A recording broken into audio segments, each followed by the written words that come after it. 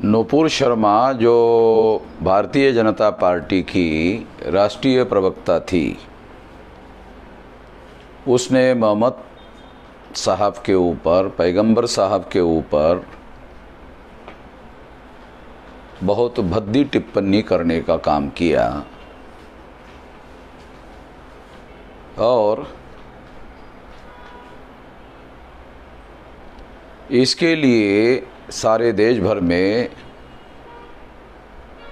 बड़े पैमाने पर मुसलमानों में रोष पैदा हुआ और जो कानून और संविधान को मानते हैं उन लोगों के मन में भी इसके बारे में रोष पैदा हुआ। जो लोग देश की एकता और अखंडता की चिंता करते हैं उनके मन में भी रोष पैदा हुआ।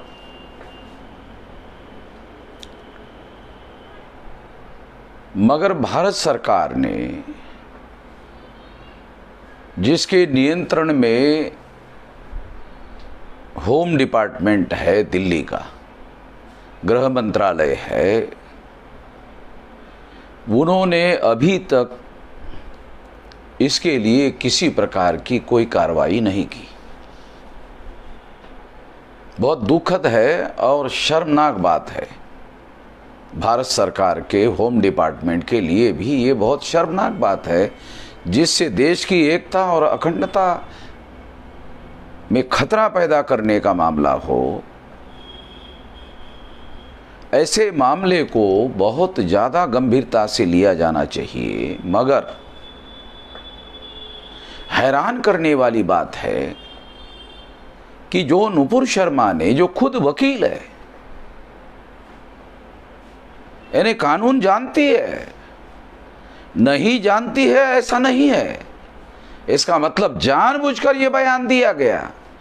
इसके पीछे हिंदू मुसलमान के ध्रुवीकरण करने का और राजनीतिक फायदा लेने का मकसद है।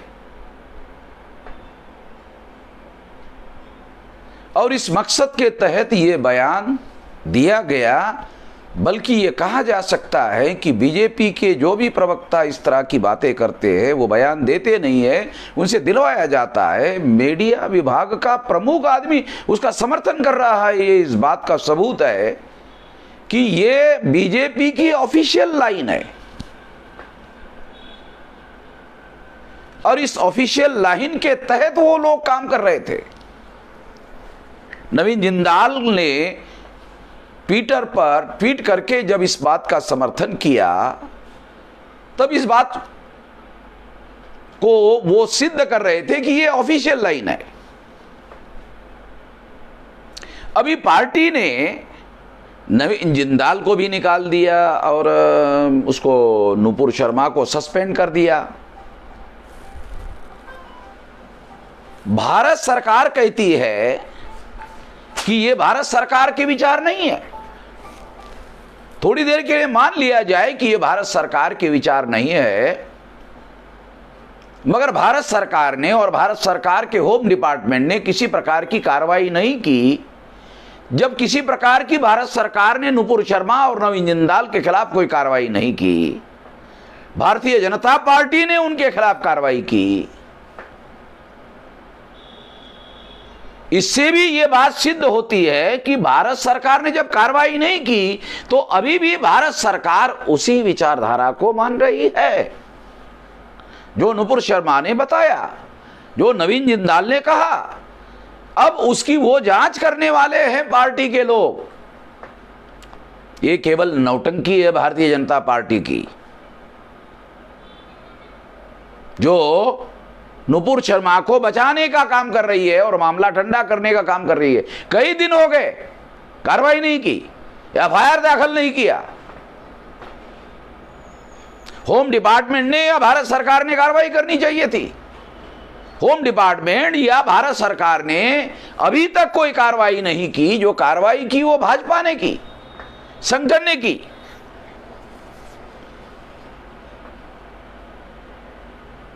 और वो कार्रवाई भी कब की? जब विदेशी देशों के लोगों ने भारत के हाई कमीशन को, राजदूतों को अपने यहां बुलाकर उनको वार्निंग दिया। कतर ने तो माफी मांगने के लिए कहा। जो तेल उत्पादक देश है, लगभग 50 कंट्री के लोग हैं, वो लोग भी इसमें कूदे हुए हैं। इस वजह से भाजपा ने कार्रवाई की। भाजपा ने इस वजह से कार्रवाई नहीं की कि उन्होंने जो बयान दिया उस बयान को वो गलत मानते, नहीं, इसलिए कार्रवाई नहीं की। इस्लामिक कंट्री के लोगों ने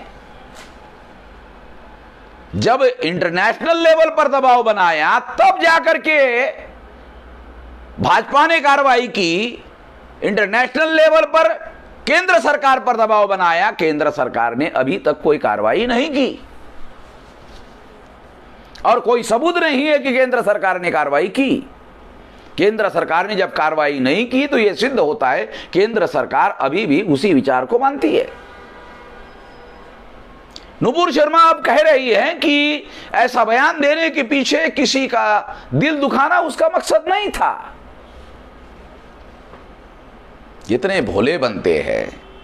अरे इन लोगों पर देशद्रोह का मुकदमा चलाया जाना चाहिए और इन लोगों को देश को तोड़ने के साजिश का मुकदमा चलाया जाना चाहिए। धर्म और धर्म से संबंधित मुद्दे जो खड़े हो रहे हैं, इसकी एक बहुत बड़ी वजह है। इस वजह को भी हम लोगों को जानना और समझना होगा। इस बहाने से मैं ये बात भी बता देना चाहता हूं कि जस्टिस वर्मा जब चीफ जस्टिस थे, उस समय बॉम्बे हाई कोर्ट ने जो जजमेंट दिया था कि धर्म के मुद्दे का चुनाव में इस्तेमाल करना भ्रष्ट आचरण माना जाएगा, उसको बदलने का निर्णय जस्टिस वर्मा ने, जो चीफ जस्टिस थे, दिया। तब से धार्मिक मुद्दे का इस्तेमाल चुनाव में और राजनीति में बढ़ गया है। तो यह कहा जा सकता है कि सुप्रीम कोर्ट के लेवल पर, जो चीफ जस्टिस के लेवल पर जो गलती हुई है, उस गलती का भारत के राजनीति में बहुत बुरा असर पड़ा है। तो मैं चीफ जस्टिस रमन्ना को, वो बार बार बयान दे रहे हैं कि लोग उसके जुडिशरी के जजमेंट का मिस इंटरप्रिट कर रहे हैं, अपने हिसाब से व्याख्या कर रहे हैं, मगर क्या चीफ जस्टिस रमन्ना को यह बात दिखाई नहीं दे रही है कि उस निर्णय के बाद यह सारा मामला खड़ा हो गया है? इस वजह से राजनीतिक दलों को इस तरह का मामला खड़ा करने का मौका मिल रहा है। मैं जस्टिस रमन्ना को यह अनुरोध करता हूं कि चीफ जस्टिस वर्मा ने जो जजमेंट दिया उसका फिर से विचार किया जाए और उस जजमेंट को बदला जाए, उसको रद्द किया जाए। डायरेक्ट और इनडायरेक्ट चुनाव में धर्म का किसी भी प्रकार से प्रतीकों का, धार्मिक प्रतीकों का इस्तेमाल करने पर भी पाबंदी लगाई जाए। यह मेरी इस संबंध में मांग है। दूसरी महत्वपूर्ण बात यह है, बीजेपी के द्वारा जो बयान दिया गया कि हम सर्वधर्म समभाव मानते हैं और दूसरे लोगों को भी सभी धर्मों का आदर सम्मान करना चाहिए,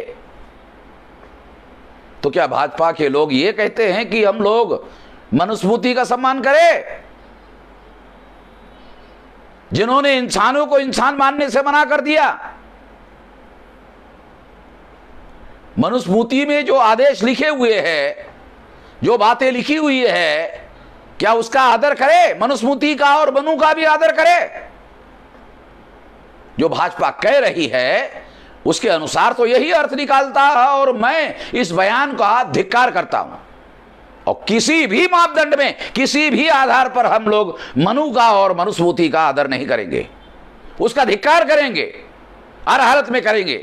और जरूरी हुआ तो बाबा साहब अम्बेडकर ने जैसे महाड के चौधार तालाब के दौरान मनुस्मृति को जलाया था, ऐसा भी सारे देश भर में जलाने का काम करेंगे, क्योंकि मनुस्मृति के सारे आदेश भारत के संविधान के विरोध में है। भारत के संविधान के फंडामेंटल राइट के और मौलिक जो सिद्धांत है भारत के संविधान के, उसके विरोध में है। हम संविधान को मानते हैं, संविधान को लेटर एंड स्पिरिट मानते हैं और उसके अनुसार सभी भारतीयों को आचरण करना चाहिए, ऐसा हमारा मानना है। मगर भाजपा भारतीय संविधान को धर्म ग्रंथ की तरह मानती है और उस पर नरेंद्र मोदी ने अपना मस्तक झुका करके दर्शन कर लिया। अरे ये दर्शन करने का ग्रंथ नहीं है मोदी जी, ये दर्शन करने के लिए बनाया गया धर्म ग्रंथ नहीं है। भारत का संविधान अमल करने के लिए बनाया गया है। अमल करने के बारे में आप कुछ करते हुए दिखाई नहीं दे रहे हैं। भारत की बदनामी सारे दुनिया में हो रही है इस मुद्दे को लेकर, और देश का प्रधानमंत्री चुप बैठा हुआ है, बयान तक देने से मना कर रहा है, बयान भी नहीं दे रहा है। हैरान करने वाली बात है।